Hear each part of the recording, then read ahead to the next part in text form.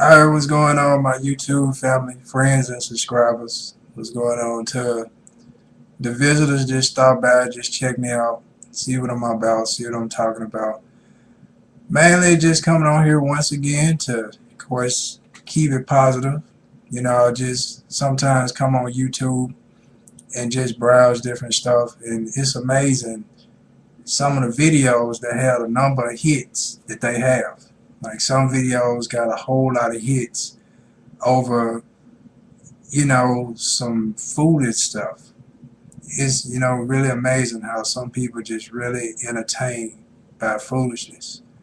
But it's eventually going to run dry. Some people, it's not going to run dry because as long as they immature in their mind, no matter what your age is, you always going to still be fed by ignorance or get entertained by ignorance. So it's just, truth. And sometimes the truth don't always be a beautiful melody in some people's ears. Some people it's like scratching some long nails on a chalkboard. It's like a screeching noise in the air. But anywho, getting right to it. Okay, as far as with my channel, of course it's about mostly prophecy and current events in the world. The reason I get on here and do this to keep you enlightened and to let you know that there are chosen messengers from God, that it is real, and that it's not some voodoo witchcraft, me rubbing a crystal ball, or me looking at some tarot cards and all that other voodoo hoodoo, whatever you want to call it, black magic, whatever. But actually, just the truth that there is divine power for those agnostics and atheists and non-believers. So that's why I decided to display and demonstrate that power, of course using YouTube, and blessing people with the channel. Instead of hurting people or entertaining people, I figure use it as a tool of blessing. So, I know a lot of you come on here and you want to be entertained, just watching silly stuff or whatnot. But of course, I try to be more on the positive side. Try to be more on the mature side. When somebody just, want to hear something with sense. Excuse me. But want to hear something with sense and some that's level. Some that they can relax on, that's cool, calm, and collect. Give a person a peace of mind. You never know where God will send your answers. You never know who he'll use or what he'll use. A person can come on YouTube and get an answer to something or a revelation. A person can go on Twitter. It can be a person in the grocery store. Anywhere. You never know who it's going to come from, what angle, what clue. That's why I say in the last days it should be miracles, signs, and wonders. And of course the miracles are the great blessings that happen in our lives. They seem impossible, but end up being possible. Of course, the signs could be anywhere. It could be God giving you an impulse to act upon, and you have this feeling you should do something or you should go somewhere or make something happen, and all of a sudden you see these signs as far as confirmation, letting you know this is what I'm supposed to be doing. The wonders, of course, would be something that was spoken, something that was shown to you, something that you witnessed that's making you wonder. It's making you think. And by making you think, of course, is causing you to have your attention focused on this, where God is getting your attention. So that's why I said wonders, where he'll make you wonder, make you think, meaning getting your attention. So mainly, basically, like I said, just explaining why I come on here and what I do occasionally, and thought I'd switch it up a little bit. It's enough gloom and doom messages in this country. The economy bad, 1 in 6 Americans in poverty, and for me to come on here and add more salt or pour salt in the wound ain't gonna make it worse. Even though it still has to be spoken, still has to be known as far as the prophetic events, so people know what to look out for. So that's why I come on here and speak it first, and then you see the date when my video was posted in the upper right hand corner, or You know, when you click on it and you see it was already spoken before it even happened. And not connected with some personal journalist or not some tabloid that I'm reading. But it's all actually telepathic communication. Telepathic coming from God. So, yeah. But anywho, mainly the message I wanted to share was, of course, actually that's what I was going to explain first is I'm going to start coming on here sharing messages. Because when I'm not on YouTube, sometimes I call like chat lines or whatnot, probably minister or share something, or probably internet chat, tweet, whatever form of communication I choose to use to try to reach out to people and enlighten people. Because a lot of people in this world just need somebody to talk to. If they had somebody to talk to, it wouldn't be so many sick people. It wouldn't be so much crime and murder. But because people would turn cold-hearted and feel nobody cares about them, nobody wants to hear them, they will go rob somebody with no remorse. They will go, rob a store or murder somebody or rape a child with no remorse, because when love is absent, it leads to crime. But if you have love in your life, you're not going to think about robbing a bank. You're not going to think about putting yourself in jeopardy or putting your love relationship in jeopardy. Whoever it is who you really close to, mom, dad, a husband, a wife, a child, a cousin, whoever. You don't want to put their emotions in jeopardy. You don't want them to be hurt because you end up being incarcerated or end up possibly killed because of the decision or choice you made. So, but yeah, just like I said, keep it on a positive upbeat. But I do have several messages to share, and I'm just pretty much doing an introductory on this video, but still want to try to share a message. And later on down the road, if you see me sharing messages as far as like ministering and prophecy at the same time, well, it's about time. I done demonstrated and displayed the power of the Holy Spirit on here through speaking prophecy and current events. I've been witnessing it happen, seeing it happen. So now it's time to start speaking understanding.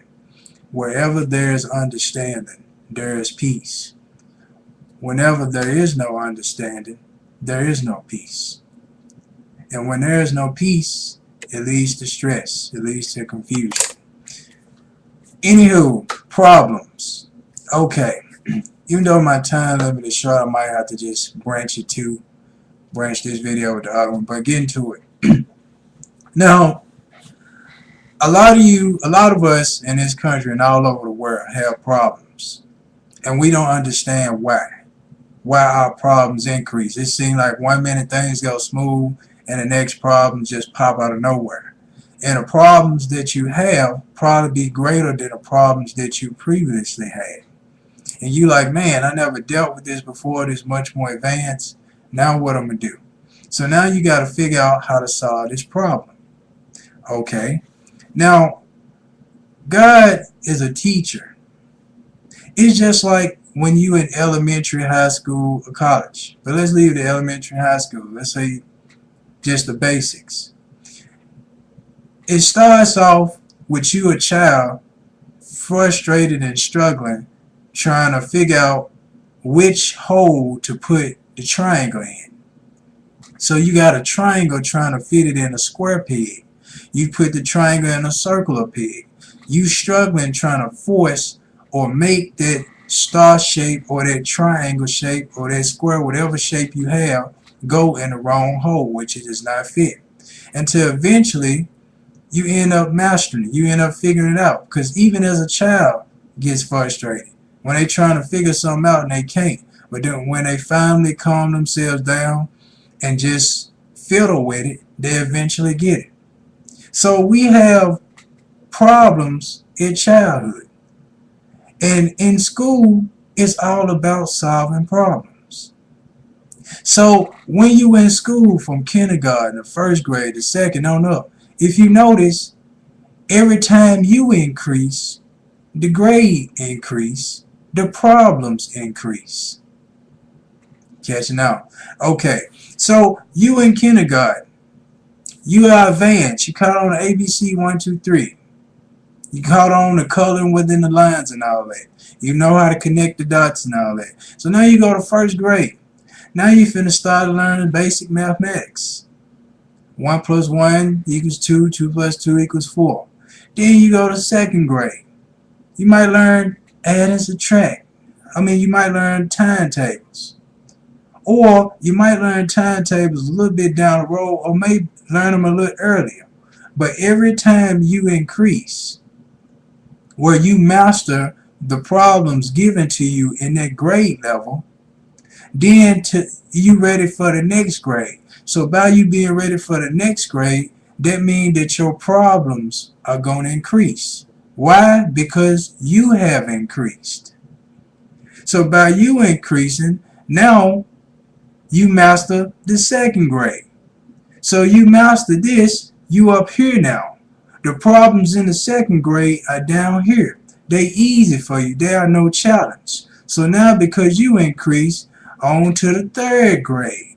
So now you got third grade problems. Now on the same level where you at. You master the third grade, you done rose up above those problems. And now on to the fourth grade. So the more problems we have, the more we have increased. It says in scripture that he should put no more on you than you can bear. That God should put no more on you than you can bear. So what does that mean? He giving the problems. He the ones giving us problems. Why? So we can learn how to solve them. You see, God is a problem solver. So by him being a problem solver, if we are created in his image, that means to be in his likeness is not just to be mature and disciplined and all those other things. But one of them is to be a problem solver. So that's why all throughout our lives, we gonna continue to encounter problems. We never just gonna go problem free unless he giving us a break. But you can assure that he will give you problems after your break is over with. And that's that trial and tribulation period. That's that exam period.